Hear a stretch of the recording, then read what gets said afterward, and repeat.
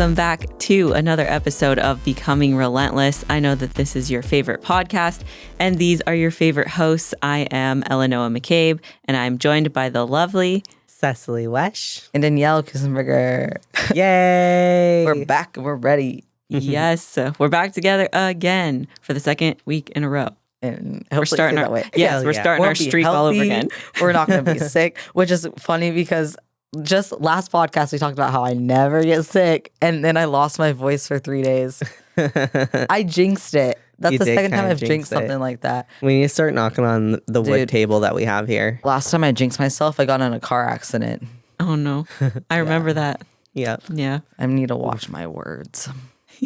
But now that we've all been sick, hopefully we won't be sick anymore. No, yes. Yes. No, I agree. I feel like this is the season of sick anyways, because I have like 5 athletes who are sick right now. Same. Or they're like, I feel funny. I might be getting sick. I'm like, you're sick. We're going to treat it like you're sick. Yep. Yeah.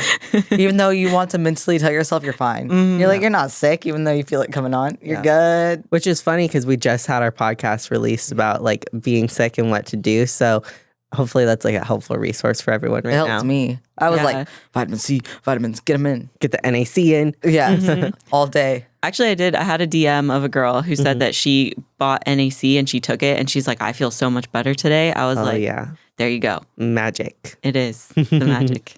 We love our vitamins. Yes, we do. But today we are going to talk about struggles that we see athletes have when they're applying or they're first joining us. And just dive more into that and how we go about fixing those struggles and what we see that are most common. Yeah, so with new athletes, we could separate it with like newbies, like complete newbies, and then maybe like newer athletes, people who have been competing before maybe. So what are your biggest struggles that you guys see with people who come to you and they maybe haven't been in fitness that long and they're just like, I want to compete or I want to start my fitness journey? So the first thing that I always see is that they come to me, I ask them about their nutrition, right? Like I want to know, what are you currently doing? They eat literally nothing. Maybe have 2 big meals or 1 meal a day, or like their fats are like 25 grams, like 60 carbs. I got that in one application. I was like, girl, the first thing we're going to do is get your food up. Yeah. Yeah. That's the most common thing. I would say that that's also like fairly common, is like people just not fueling themselves, or for a lot of like my new beginners, they literally like they have no idea what they've been doing. So I don't even have like base macros to go off of, but generally I assume that they haven't been eating that much. And so I know that we kind of have to reverse ourselves initially to get us to where we need to be. Another really big thing that I see like newbies struggle with is training videos. And I think that it's not necessarily because they don't want to take them, but it's because they feel uncomfortable taking them at the gym. I've had multiple conversations with new athletes about this. It's like, I need my training videos. Come on, if we want this to work, I need to see what's going on. And even on like the consult calls, I've learned to kind of initially address this with them because I've found it to be such an issue. And I'm just like, hey, I know it might be uncomfortable. Like, I know it feels kind of like weird to like set up your phone and take a training video. And I have some tips that I give people where it's like, I bring my backpack to the gym. Just set up your phone on the backpack and like disguise it there. Nobody's going to see that your phone is recording if it's like laid up against your backpack. So like kind of take it in like, you know, like incognito. And like the other thing that I always like to remind them is like everyone at the gym is there to better themselves. So they're focusing on themselves. They aren't focusing on you. They aren't paying attention to what you're doing. And if they are, then those aren't people we want to associate with anyways, if they're judging you for doing that, for trying to be better. So I just kind of remind them of that too. I agree. And I do. So some things that I tell my athletes too, because like we'll all relate. When you're dead in a set, you get up from a set, you're looking around, like you're staring at someone. You're not really staring at them. Like your mind's like elsewhere. It's like, wow, you just died. But you're looking at someone. And a lot of times, like I'll find people looking at me and I know like it's not them like looking at me to judge me. It's them like they're in their own mental head. Like, wow, I'm dead. I'm just like kind of in space looking around, like recovering, getting myself together. Yeah, I feel that. And like if somebody's wearing something really bright, that like always attracts my attention. So if someone's wearing like a red shirt, like after a set, I'm just like, oh my gosh. And I might be like staring at them, but it's like the red like attracted my eyes. I'm not like, I see red. I see red. Yeah. Like I'm just like, oh my gosh. That's funny. I also like to say like it's sad in a way that most people's minds go to they're judging me instead of like something like, oh, they like my outfit or like they like my hair, something positive. Because like personally, when I look at someone at the gym, like it's mostly if it's not me just dead, it's me saying like, dude, their outfit's sick or like XYZ about or like their them. physique is dope, or like their vibe, they're working something hard. yeah. And so like it's kind of sad that today, and it's normal, like we all think someone's judging before thinking they're thinking something positive. Yeah, I haven't thought about that, but that's true. I think for somebody who's really new, like especially if they're new in the gym, they don't understand that because like in everyday life, like if somebody's walking down the street and they're staring at you, like they are staring at you. You guys are walking down the street. So I feel like people take that and they think it's the same thing in the gym and they don't always, like they just don't realize. And like I found a lot of people are really self-conscious and like they're looking around trying to see what other people are doing. So then they automatically assume that people are doing the same thing. Yeah. And that maybe there's some judgment there. But it's just like realizing, like you said earlier, everyone there is focusing on themselves. Like they're getting better. They're focusing on... They're there to accomplish a goal. Nobody's in the Exactly. gym to not accomplish a goal. Yeah. And so they're like, I guarantee nobody is... And honestly, if someone's judging you, like if they come up to you and like say anything rude, just be like, wait, you should be working harder and not be focused on me. Like that's just like, to be honest. Yeah. Unless it's like dang. someone or a coach like actually trying to help you out, like being nice about it. Like, can I help you? If they're like saying something rude, just be like, dude, you need to go work harder. Yeah. Like, wow, you are not working hard enough to be saying something to me right now. Oh, watch me lift this thing right now. Yeah. Nice. No, what's something common that you see in new athletes? I think it's very similar to what you guys said about just not knowing nutrition at all and not knowing that nutrition is like what's going to push them the furthest with their training and then not wanting to take people don't want to take the training videos. Like I get girls who are just like, well, I don't want to set it up. Like I don't want to be like a tripod person. And I'm just like, well, there's nothing wrong with that. Like you're not out there doing something ridiculous. You're just trying to check your form. Like you're not being obnoxious. You're just trying to better yourself, you know? And so I give them the same advice. Like I've even said, like when I first started filming myself, I would wear a hat and I wouldn't look at anybody because I would just try to like get into the set and focus on myself and I wouldn't want to see anybody. So I was like, you wear a hat. I like the idea of disguising your phone. Like you don't have to have a tripod. Just put it on your water bottle. Like you can disguise it. I think another thing is a lot of people come to me and they're already doing like a lot of activity. Like if they want to lose weight, I had somebody who came to me, she was doing like 5 sessions of 45 minutes on the stairs every week. And I was like, why are we doing this? Why are you doing that? Are you like, in prep? Yeah, exactly. Like I was like I'm in prep and I'm not doing that. Yeah. Like what are you doing? And so I think people, they just like to overcompensate. If they don't know exactly what to do, they're like, okay, let me just like not eat anything and let me over exercise or over cardio. And they don't realize they're like digging themselves into a stress hole. Like you're not going to be able to recover. Your body's going to be inflamed. You're likely not going to see results that you want to see, or they're not going to be sustainable. So it's kind of like when they first come to me and they're really not sure, it's very educational based. Like my coaching is just like very much like teaching them. I like that. I do want to touch on nutrition in a bit, but I will say for another thing with cardio, like a lot of them will ask like, or I'll get DMs about like, how do I know I need to switch up my cardio or like stuff like that. You don't need to switch up the machine per se. Like you can increase like your time on it or your intensity, but you don't have to constantly switch up things. And it's not going to be like every week you switch up. Like honestly, like increase your NEAT or drop your calories. Like you don't need to go so hard in cardio all the time if it's going to take away from your recovery. Recovery is such a big component, especially when you're dieting. Yeah. And I just don't think people know that. They just want like fast results. So they're willing to like. They want it now and they're willing to do whatever it takes to get it, which is like sometimes a dope mindset, Mhm. but not if you're doing it in a way that is uneducated, I guess. I Is the agree. best way to say that. I like the mindset. I agree. Yeah. I think, but they apply it to like wanting it now instead of, okay, you want it now, but you have to have that mindset long term, and that's how you get it. Exactly. Yeah. Yeah. Patience. That's actually a great segue to like the next section is like that is something huge that I see with athletes that I'm getting that they've already competed or they've been lifting for a while and they've been like watching the competition world and so they want to get into it. They think like, oh, I'm going to hire you and we're going to jump straight into a contest prep. Like they have no patience. They think they know. Like they think they've done what they need to do. And I'm like, hold on.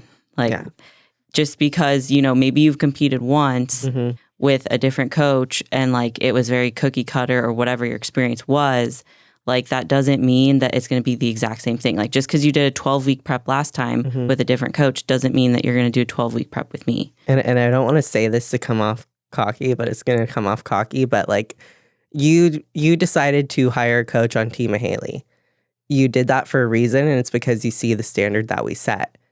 And that means if you're going to come onto this team and you expect to prep, you better be at the standard that we hold our athletes to. And so like it's going to take more time to get there because we believe in putting quality out on stage over quantity.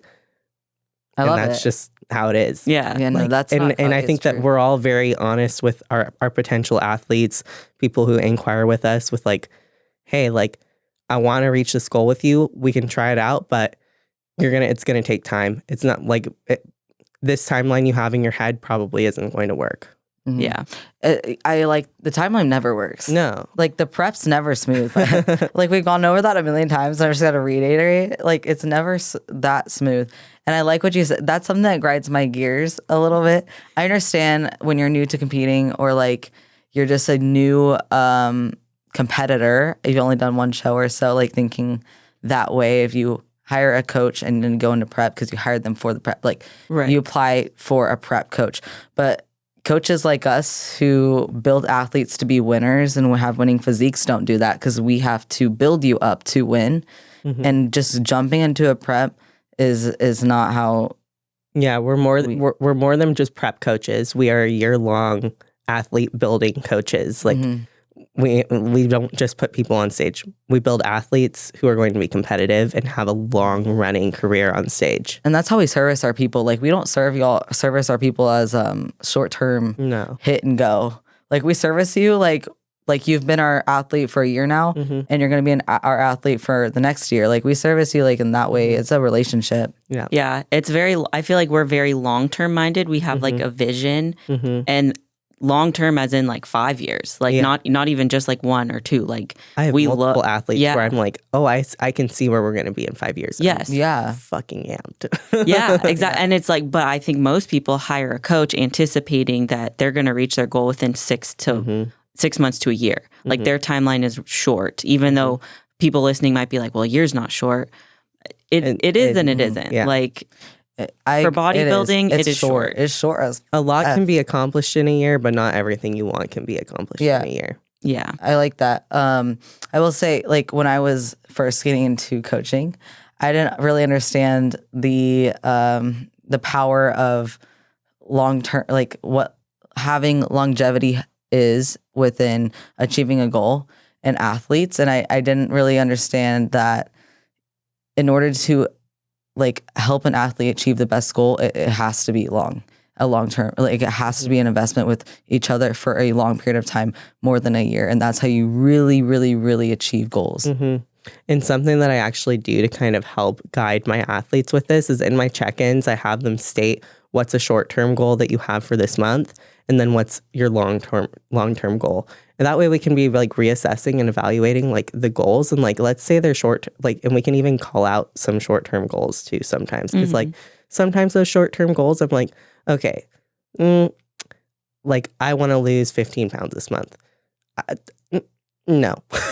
Let's reevaluate that. Let's talk about that goal, and let's find a way to dig a little bit deeper to where it's not just like physical goals as well. It's not scale goals because, honey, Yeah. you might lose 5 pounds, but look the best you have, and like that's all you need to lose. You know? Yeah, I really like that. I do the same. We have like conversations, but we'll set like physical goals in terms of like their measurements. So if somebody's in a fat loss phase and let's say their waist is like 28 inches, I'll say, okay, I think in 1 month we can lose half an inch off your waist because like we're starting to implement cardio and we're dieting a little bit harder. Like I think that is like a realistic thing that we can strive for versus like I want to lose 10 pounds because like same thing.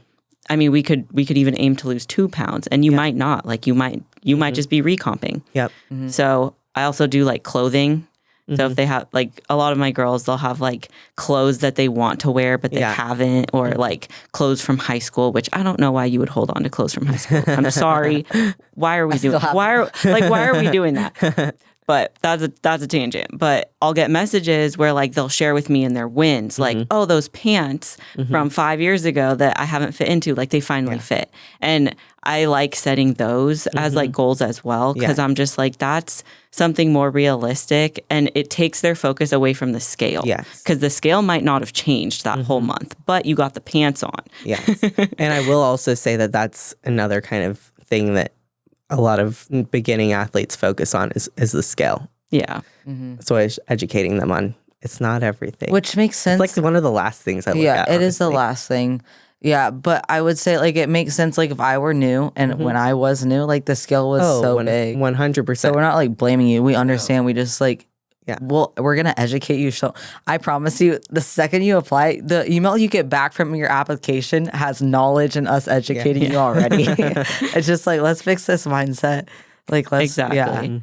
I think the scale is probably really big for a lot of people. That's the way that's the only way that they've measured progress and they get so attached to it. And then like, I think that if we don't address that early, like going into a prep, that can be really dangerous because then they're only getting that dopamine hit from the new low. And like, I'm guilty of that too. I'll feed, like when I'm on prep and I feed into that, like I have to like self-check because I'm like, okay, it's cool. Like I did hit a new low, but like, that doesn't mean that every single week, like if I don't hit a new low, that I'm like failing this prep or that I need to get upset and like carry it throughout my day. Like the weight on the scale is like just data. Exactly. And it needs to stay that way. I was the same way, dude. I've been the same weight for 2 or 3 weeks now, I think.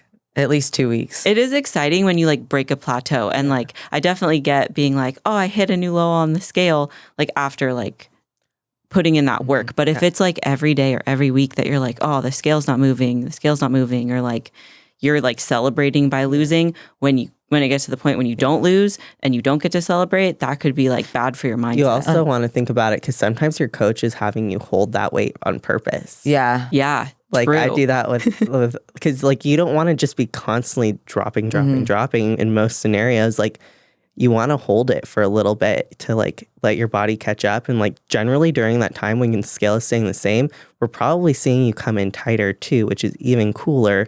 And then we're going to push protocols a little bit harder from there. I like that approach. That's definitely approach. Especially with natty athletes. Yeah, that's a really good call out. I love that. Yeah. There's a reason. There is a reason behind. There's a method to our madness. Yes, trust. Unless the coach like says, we're looking for this number, which hardly ever happens. Like, don't worry about it, you know? Yeah. And I hesitate to do that with like my newer athletes. Some people don't know they have, I'm calling myself out here. Some people don't know they have like a tie, like a emotional tie to the scale. Yeah, Cess always knows what I'm gonna say. I knew, she knew you were gonna do that. I was like, I'm gonna stop talking because her words are. You about, looked at me. Because you were like, but if you look at this scale and say you hit a new low, right? It's Monday, you're like, oh yeah, and then Tuesday you weigh yourself and you're back up like a pound or so, and you're like, oh crap, and like your day's done. Like you're doomed. It's the morning. It's 6 a.m. and you're up a pound, and then like you're just so demotivated and like discouraged and everything. Like that's a sign. Like hey, you need to take a step back. I also like don't encourage all of my athletes to weigh themselves every day. I only really want them to weigh themselves on check-in days. Yeah, same. I know that the data from like seeing the fluctuations like daily can be like helpful as a coach. And can be helpful to them sometimes too because there are drops and like, you can see the fluctuations. But I think that a lot of my athletes when they're weighing themselves daily, that's when they truly have that emotional tie. And so we have to break away from that first. And it's mostly for females though, because you'll hit a new low within like your week of weighing yourself, and you're like, what did I do the day before? And you try to implement exactly that. And it's like, wait a sec, like, is the scale dropping your goal? Is that your goal? No. It's Dude, that's crazy. Yeah. I feel like you just read my mind with that. Dude, I'm like, I'm telling myself, I'm speaking to myself right now because I've been in I feel like, and I'm in a phase where I'm like, dude, why is the weight not going? Like we're definitely, we're like speaking to ourselves on this podcast, I think, low key, because I literally did that exact thing this week, and I had to check myself because it was like meltdowns from it. Yeah, I was like, what? Like I did 2 leg days in a row because one leg day, I like did it super late at night, woke up the next morning, new low. I haven't seen this low at all on the scale. I was like, oh shit, okay. So literally, I was like, let me do that again, because I was like, I feel like my legs are recovered enough. So I went in the next night, tried to hit legs, like was getting crappy connection, like couldn't contract because my legs were shot. Yeah. So then I switched like halfway through to a pull workout. The next day, scale was up 3 pounds. I was like, dang it, dude. I just like I was like, I did it. Like, there's the consequences of my actions. Like, I literally did it to myself. And so then I was like, you know what? Screw it. Like, it literally doesn't matter. Like, the scale is going to be up and down. I need to just stick to my plan and stop trying to hack it. Yeah. You know what, D? This is so true. Now I'm about to go text Justin and be like, the whole issue with my weight not moving is because of my mind. And so I wanted to get on top of this topic, which is like a good trickle into how our mind plays such a big part into like everything. I just had someone leave me, unfortunately. And it like there was an issue, and then basically our mind affects how our body's going to operate. And in the past, I've dealt with a ton of digestion issues, like a crap ton. Emily said the same thing. Like Emily's dealt with them too.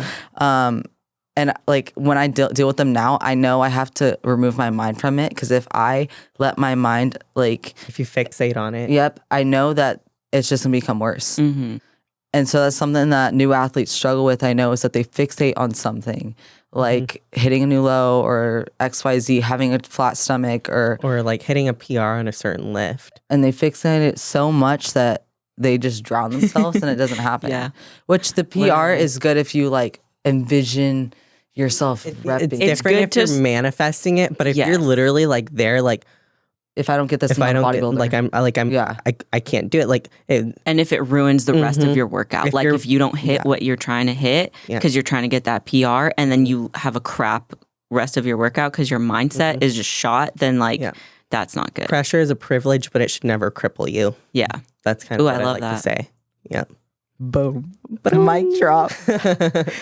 That's awesome. I love when little stuff like that happens. But yeah, that's something you have to practice though. It took me a while to honestly, it took me going into an off season and just being like, whatever, dude, whatever happens, weight goes up. Like Seth helps me with this so much. Like, enjoy life. Like, whatever happens to your body, like, just make sure you're training hard. And that's when I was like, oh, wait a sec, everything's working really well. And it was just because my mind was removed from it. I think that's like a huge skill that like newer competitors, the newer athletes, they're going to have to learn. And so I think for us, just knowing what we've gone through, we can then help them cultivate that mindset maybe a little quicker so they don't have to go through all of the same struggles that we did. Yeah. But I definitely think it's like a huge mindset piece that a lot of newer competitors or even people like new to fitness, they really struggle with like the mental side. That's why I'm so thankful for like every like hardship and like everything that I've gone through, we've gone through. Like, I do believe it's made us better coaches because of it. And I have a few other like coaches who I coach, and I always tell them when they're going through something hard, like, we're going to get through it and we're working through it together. And because of this, you're going to be a better coach to your people too. Because I've seen it trickle down through myself as well. And it's just cool to see that. Yeah. That's like a huge impact. It's like this trickle down impact, and it's so cool to just see it in the works. It's like a rain. Yeah. Here's the cloud, and Yeah. there it goes. I actually got a text message the other day from, I'll just say her name, Isabel. So she coaches other people too. And she was like, you literally said to me like a few months ago that what I was going through, like all the, like everything mentally and the struggles that I was going through was like going to help me be a better coach. And today I feel the most aligned with my coaching that I ever had because I was able to apply my own struggle to one of my own athletes and help them work through something. And so that was just like a really super cool win. That's awesome. It's a win for so many people too. It's because like the train. And I think like that happened because like you've gone through it, Isabel has gone through it, and she's attracting people who like might be going through it. Yeah. And not like purposefully, but like she's able to apply like the knowledge that she's gained from you and really serve them. And like it is just a really cool way to see that spreading. That's huge. Yeah. Oh, I'm happy for you and her. Thank you. Me too. Yeah, that is awesome. I'm proud of her. Yeah. That's very cool. Hey, that's like third time she's been named on the podcast. I know. Miss Popular out here. Oof. We love Isabel. She's the best. She is. Hard worker. Yes. So, do you guys have anything else that you guys have been noticing? Like, I know we've all been getting a lot more athletes. Yeah. Like, things have picked up tremendously, which is great. Amazing. We love it. Is there any like other patterns that you're seeing? Maybe things for people to take away? I would say that another big thing that people struggle with. Sorry, Dee. Did I cut you honestly, off? you didn't cut me off. Okay. I just was breathing. Okay. Another thing that I'm seeing people like new beginners or like even people who have tracked macros but have had trouble like consistently hitting them or figuring out how to zero them out. I've seen that kind of being an issue, like not necessarily an issue, but people are very new and they don't know really anything about tracking macros. And so the way that I've been kind of like loopholing this is I've been giving them an example meal plan because for a lot of lifestyle athletes, I don't want them to be tied to a meal plan. Like unless we have like health factors to work in and we need to be cognizant of what we're putting in our bodies, I want them to have a little bit more flexibility. So what I'm doing is I'm giving them an example meal plan to kind of show them how their food should be like laid out, how it's done, how they can zero out their macros. I tell them that they should track that for like the first like 5 days, like get used to tracking it, like eat the thing, but like every single time you make your meal, track it in your phone so you can get used to seeing that and doing that. And then the next like 4 days, what I want you to do is swap out your like meals that aren't around your pre and post and like change those and switch up those macros and food sources so that you can like get used to like seeing how to do it. So like kind of like giving baby steps I'm finding is helping people with like first tracking their macros. I like that a lot. Yeah, that's super helpful. I like that a lot too. Yeah. It's almost like a hybrid because you're giving them like example structure and then you're saying like, okay, do this and learn it and then start swapping in. I think that's really cool. I might take that because like, Highly recommend. yeah, normally I just give meal plans right away because I'm like, y'all don't know how to structure your nutrition. So like, here it is. But I give them the macros as well because my hope is that I will eventually be able to help them learn how to swap it in and out. But I think providing that from the jump and just being like, here's a meal plan with the food sources that you provided me that you like to eat, but here's how you can like start to swap different things in and out. That would be really helpful. Yeah. I like. But sorry. Those are the only things I've really seen so far within like the applications I'm getting. But I know with our next podcast we're about to record, there's gonna be a lot of stuff that anyone in here, if you struggled with anything that we said, listen to the next pod because we're about to attack way more too. Yes. What is it? Preview? I feel like my brain is like 2 seconds behind my mouth. A little preview for you guys. Yes. But So, sorry. One more thing before we like wrap it up. What was one win for you guys from this week? oh man. Ooh, I just gotta. Well, it's for all of us to be honest, because we're all killing it right now. Yeah. Not to be cocky, but dude, the momentum applications that we are all on. Like, I know we're all feeling it. Heck yeah, let's fucking go. Yeah, that's the biggest win. Is that just like life is happening for us at a really good place. Yes. I would agree with Dee. Like just getting to see like more people coming in, seeing more interests, and like getting to help more people at the end of the day. Like that's super fulfilling, super cool, and I'm just excited for that. Yeah.